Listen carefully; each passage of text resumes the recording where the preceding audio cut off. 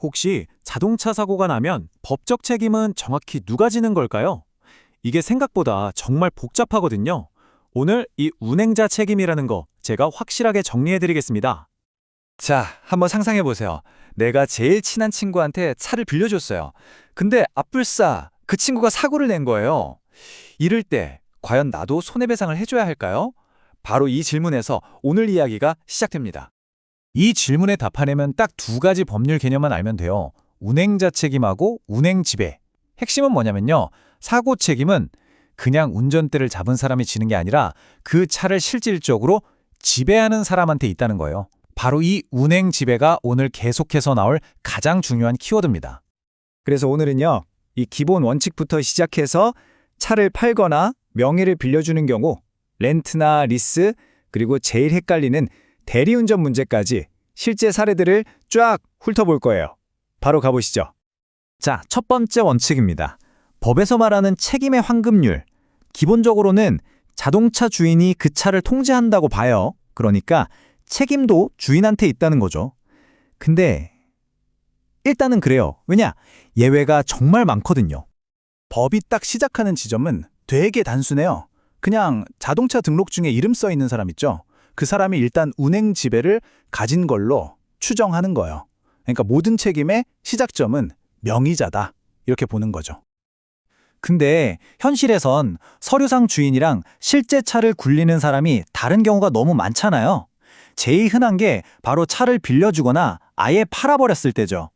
그럼 내 책임은 대체 언제, 어떻게 딱 끊어지는 걸까요? 자, 화면에 두 가지 경우가 있죠. 왼쪽 명의대여. 이건 그냥 이름만 빌려준 거예요. 이러면 서류상 주인은 사고 책임 피하는 거 거의 불가능하다고 보시면 돼요. 근데 오른쪽처럼 아예 차를 팔아버렸다? 그러면 특정 조건만 딱 맞추면 판매자의 책임은 완전히 깨끗하게 사라질 수 있습니다. 그 조건이 뭐냐고요? 딱 두 개만 기억하세요. 돈, 그리고 서류. 첫째, 구매자한테 차값을 전부 다 받아야 되고요. 둘째, 명의 이전하는 데 필요한 서류를 싹 다 넘겨줘야 합니다. 이 두 가지가 모두 반드시 끝나야 해요. 만약에 이 둘 중에 하나라도 빠졌다? 그럼 어떻게 될까요? 법원은 아직 판매자가 저 차를 다시 가져올 수도 있겠네? 이렇게 봐요. 즉, 통제할 가능성이 남아있다고 보는 거죠.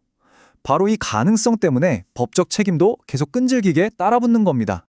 자, 차를 파는 것 말고도 헷갈리는 상황들이 또 있죠. 바로 렌트나 리스처럼 업체랑 계약하는 경우예요. 이럴 땐 대체 누가 책임자일까요? 이거 진짜 헷갈려요. 장기 리스랑 장기 렌트. 겉보기엔 그게 그거 같은데 법적 책임은 완전 달라요. 하늘과 땅 차이입니다. 왜냐면 리스 회사는 법에 특별히 책임 없음 조항이 있어요. 그래서 사고 나도 운행자 책임을 안 져요. 근데 렌트 회사는 그런 거 없습니다. 운행자로서 책임을 져야 합니다. 이거 정말 결정적인 차이죠. 이건 아마 처음 듣는 분들 많을 거예요.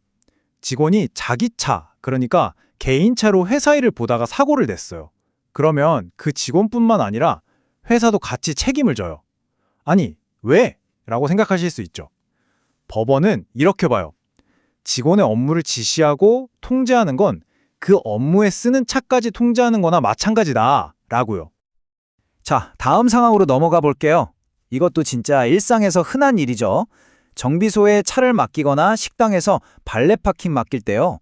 이럴 땐 책임이 어떻게 될까요? 법에서는요, 이런 정비소나 발렛, 주차장, 세차장 같은 곳들을 묶어서 취급업자라고 불러요. 말 그대로 차를 다루는 전문가들이죠. 여기서 원칙은 아주 명쾌합니다. 키를 넘기면 통제권도 넘어간다. 이렇게 생각하시면 돼요. 이런 전문가한테 내 차 키를 맡기는 순간 내 운행 지배는 잠시 멈추는 거예요. 그리고 법적 책임은 그 업체로 완전히 넘어가는 거죠. 근데 항상 예외가 있죠. 아주 중요한 예외예요. 만약에 정비 끝나고 시운전할 때처럼 내가, 그러니까 차주인이 전문가랑 같이 차에 타고 있어요. 그러면 내 통제권이 끊어진 걸로 안 봅니다. 따라서 책임도 여전히 나한테 남아있는 거죠. 자, 드디어 마지막 관문입니다. 가장 복잡하고 말도 많은 사례, 바로 대리운전이죠. 이건 지금까지 우리가 배운 개념들을 전부 다 동원해야 풀 수 있는, 뭐랄까, 끝판왕 같은 문제예요.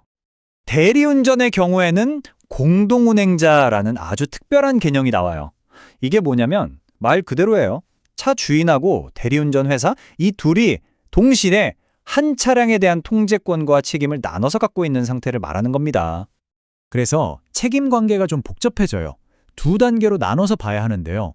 먼저 사고 피해자 입장에서 보면요.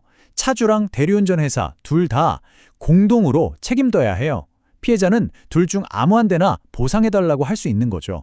근데 이 둘 사이, 즉 차주와 회사 사이의 내부 관계로 들어가면 얘기가 좀 달라져요. 그럼 내부적으로는 누가 더 잘못한 걸까요? 법원은 이렇게 판단해요.